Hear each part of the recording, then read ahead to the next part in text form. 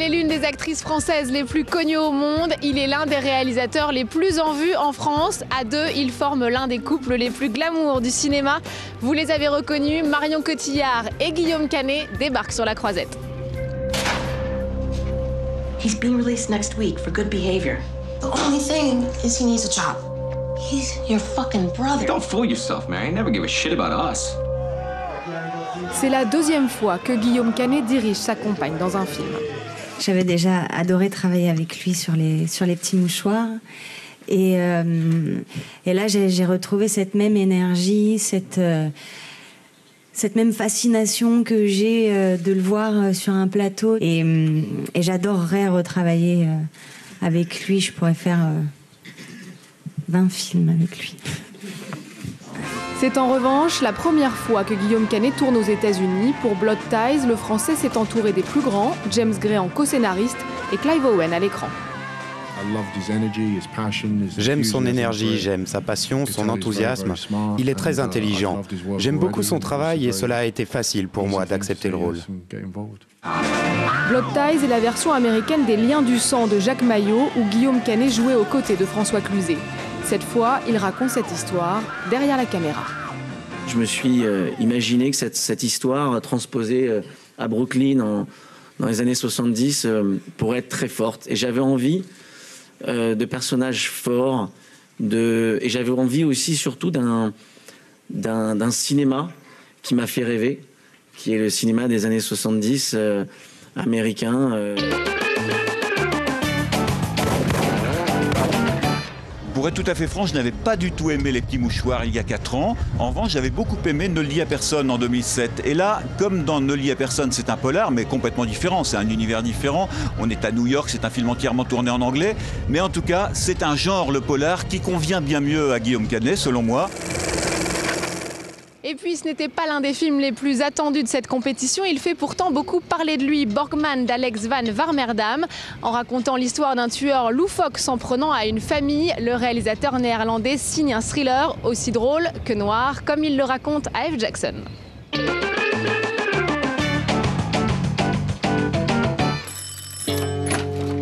Goedemiddag. Zou ik hier misschien even een bad kunnen nemen? Pardon? Beloof je dat je je niet laat zien? Dat is mama. Je trouve que c'est un excellent film, très sinistre. Le voyez-vous comme une fable, un avertissement? Si je ne me trompe pas, une fable, c'est avec des animaux, des renards.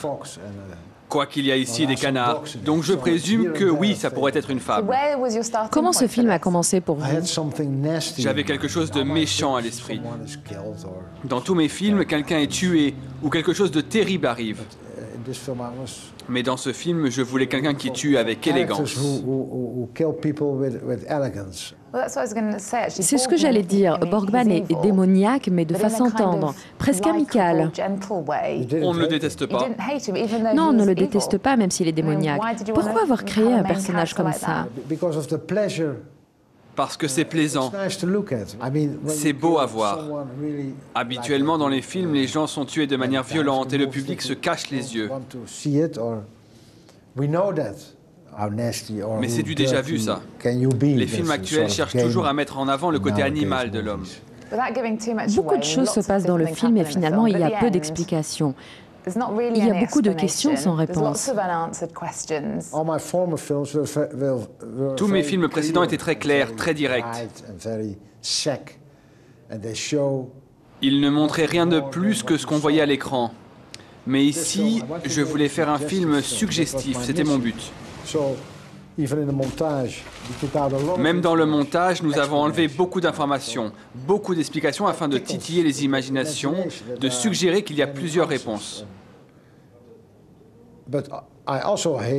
En même temps, je déteste les films qui ne posent que des questions et ne donnent aucune réponse.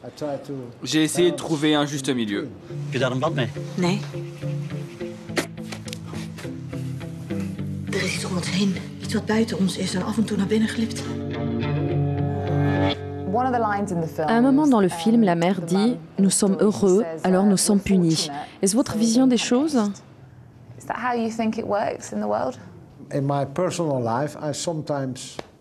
Dans ma vie personnelle, il m'arrive de penser comme ça. Je me demande parfois pourquoi je vis dans une belle maison avec ma femme et mes enfants et que je peux faire ce que je veux alors qu'à des centaines de kilomètres, il y a des gens qui vivent à même le sol. Donc c'est l'idée qui lui vient à la bouche, l'idée que nous sommes punis parce que nous avons tout ça, que ça ne peut pas durer toujours. Vous avez probablement pensé ça un jour. Tout le monde a pensé ça un jour, je crois.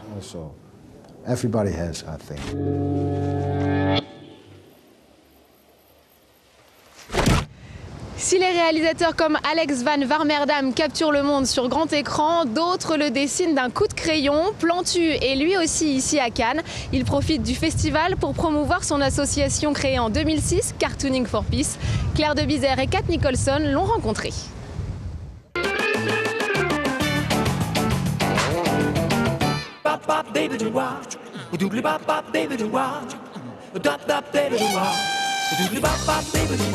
Woody Allen, Marilyn Monroe ou encore Charlie Chaplin, tous sont ici au Festival de Cannes pour militer pour la liberté d'expression. Au cœur du palais des festivals, 82 scènes de presse, des caricatures et des affiches, rassemblées par les Dessins pour la paix. L'aventure voit le jour au lendemain de la polémique autour des caricatures de Mahomet publiées au Danemark. À l'origine du projet, le plus célèbre dessinateur français, Plantu. Pourquoi on a fait ça? Pour essayer de se dire, nous dessinateurs, chrétiens, juifs, musulmans, agnostiques, athées, on va essayer de continuer à passer au-dessus des interdits sans humilier inutilement les musulmans, les fondamentalistes. C'est pas la peine de les humilier. Pourvu que nous, on puisse dire l'essentiel des atteintes aux droits de l'homme. Les artistes des 4 coins du monde font désormais partie du projet. Tous font face à des défis différents dans leur propre pays. Pendant l'intifada, mes fils étaient à l'armée. Moi, je suis pour un compromis entre Israël et les Palestiniens. Je devais trouver une manière de le mettre sur papier, pour libérer toutes ces tensions que j'avais en moi. Le dessin est quelque chose de très consommé en Algérie parce que dans la compréhension, c'est plus rapide, en plus c'est plus marrant. Dans un pays où il y a beaucoup de tabous, essayer de faire des dessins sur un régime comme le nôtre ou sur une situation sociale quelconque d'ailleurs, c'est beaucoup plus facile à transmettre, facile à partager. Les dessins sont destinés à être vendus aux enchères au profit de l'association. Les artistes, eux, continuent de faire ce qu'ils font de mieux, dessiner. Parce qu'après tout, une image vaut 1000 mots. Et voilà, c'est la fin de cette journée très venteuse ici à Cannes. Nous sommes déjà à la mi-parcours de cette 66e édition, mais le meilleur reste peut-être à venir. Valeria Bruni Tedeschi, James Gray, Steven Soderbergh présenteront leurs films dans les prochains jours. Alors ne ratez pas nos émissions quotidiennes pour tout savoir du Festival de Cannes.